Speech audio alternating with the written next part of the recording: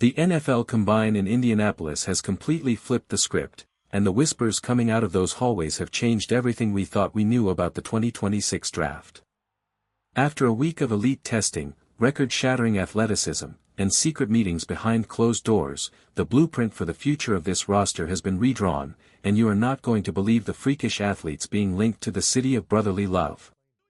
From a quarterback with historical testing numbers to a tackle who moves like a gazelle, this isn't just a mock draft, it is a total vision for a new era of dominance. If you want to stay ahead of every massive roster move, every draft steal, and every bit of breaking news during the madness of free agency, make sure to like this video, share it with every die-hard fan you know, and hit that subscribe button right now to join the most passionate community in football. Howie Roseman has a type, and if the Combine proved anything, it's that he is hunting for unicorns, players whose size and speed combinations simply shouldn't exist in nature. Can you imagine a world where the offensive line actually gets faster while staying just as powerful? That is exactly what is on the table as we look at the 23rd overall pick. The philosophy here is simple: build through the trenches, but do it with elite, modern athleticism. The name on everyone's lips right now is Monroe Freeling out of Georgia. Standing at a towering 6 feet 7 inches and weighing in at 316 pounds, Freeling didn't just participate in the Combine, he conquered it. We are talking about a junior who just posted a near-perfect relative athletic score of 9.99. To put that in perspective, this is a man who weighs over 300 pounds but runs a sub-5-second 40-yard dash. He moves out in space like a tight end, which is exactly what this new-look offense requires. While he only has 16 career starts, the upside is astronomical. He is long, he is lean, and he is the heir apparent to the legendary Lane Johnson. His pass protection grade of 85.7 shows he is already elite at keeping the pocket clean, even if his run blocking is still a work in progress. Question of the day: with Lane Johnson's career eventually winding down, would you rather use a first-round pick on a project with Hall of Fame athleticism like Freeling, or would you prefer a safe, immediate starter who might have a lower ceiling? Drop your thoughts in the comments below, because I want to see a debate on this one.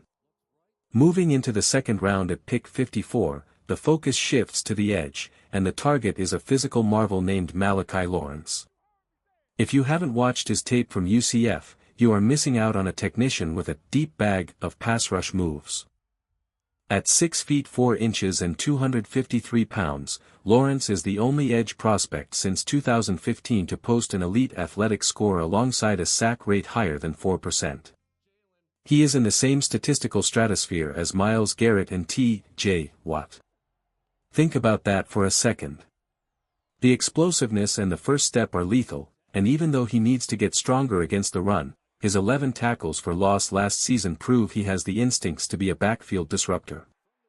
With only a couple of edge rushers currently under contract, Lawrence isn't just a luxury, he's a necessity for Vic Fangio's defensive scheme. But wait, the transformation doesn't stop at the line of scrimmage.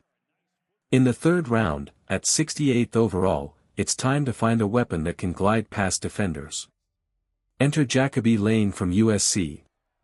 At 6 feet 4 inches and 200 pounds, Lane is the classic X receiver who can win those jump ball battles in the red zone.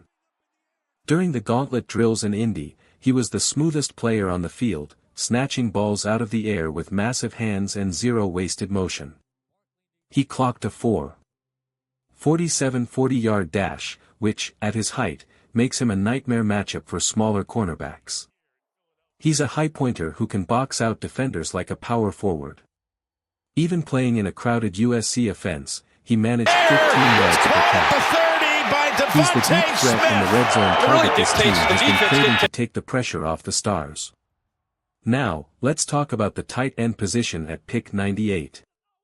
History has a way of repeating itself, and the last time a tight end was taken out of Stanford, it resulted in over a decade of elite production. Sam Roush is the next in line.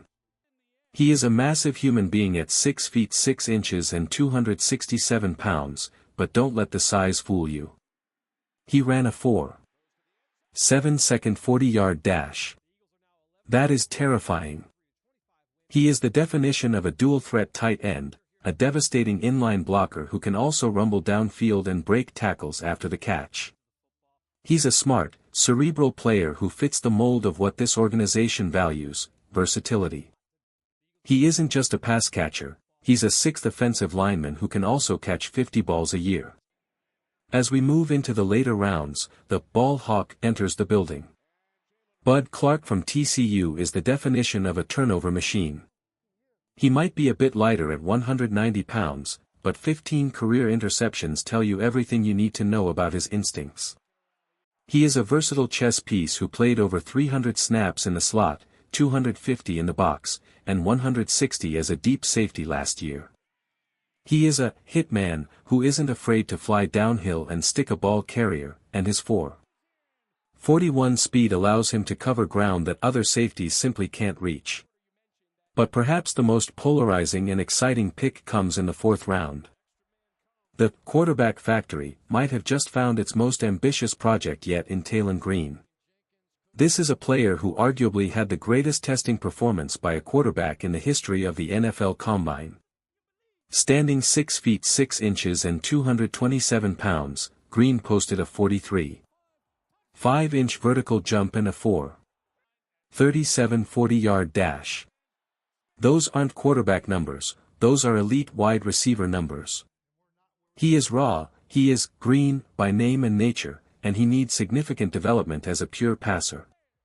However, in a league where RPOs and gadget plays are becoming the gold standard, having an athlete like this on the roster is like having a cheat code.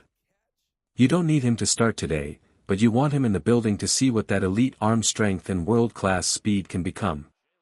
The draft also sees the secondary addressed with Julian Neal out of Arkansas, a corner who proved his speed in Indy, and the versatile Parker Brailsford from Alabama, who can provide crucial depth at both center and guard. This mock draft isn't just about filling holes, it's about an obsession with elite traits and high ceilings. Is it a risk to take so many athletic projects over established, high-floor players? Perhaps.